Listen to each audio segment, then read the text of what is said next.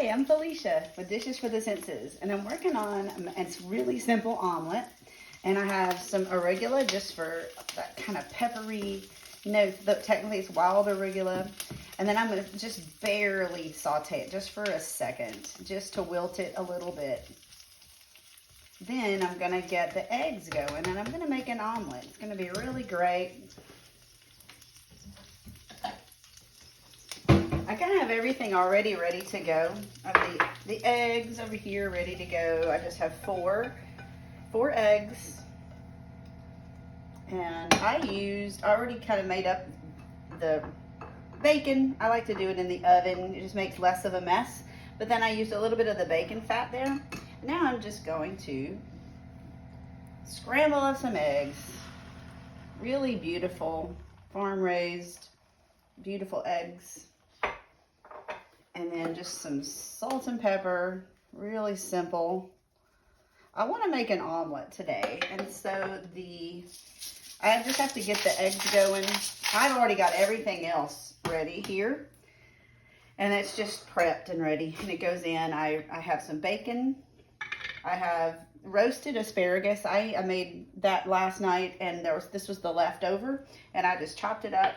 And then I don't eat regular cheese very much, so this is a dairy-free cheese. And then I like pesto on all things like this, really springy kind of recipes, and so some pesto pre-made already ready to go.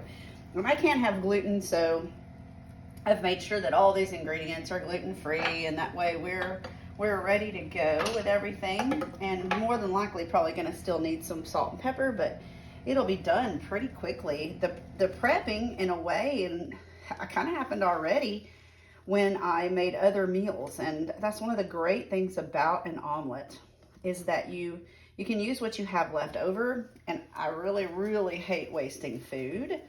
And so I get that from my mom and my dad, and they were always trying to be frugal and find good ways to save money, especially in the area of food. There are 3 of us kids, and so it was, just we all tried to chip in and tried to help cook, and especially the older we got, and we wanted everything to be real healthy.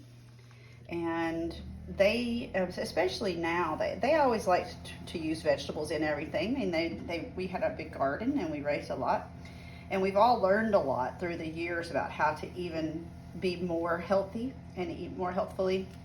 And since I can't have gluten, I've had to really kind of change the way that I've done things over the past 10 or so years that I've got Dishes for the Senses going. And it was really hard for me because at the time I didn't know what to do to be gluten-free and to get rid of it in the diet. And I had always cooked, and I was really into cooking, and I was very sad that it's almost like I felt like it was the end of that important part of my life. And so I ventured in, and I said, okay, I'm going to get over it. I'm going to learn. There's got to be a way.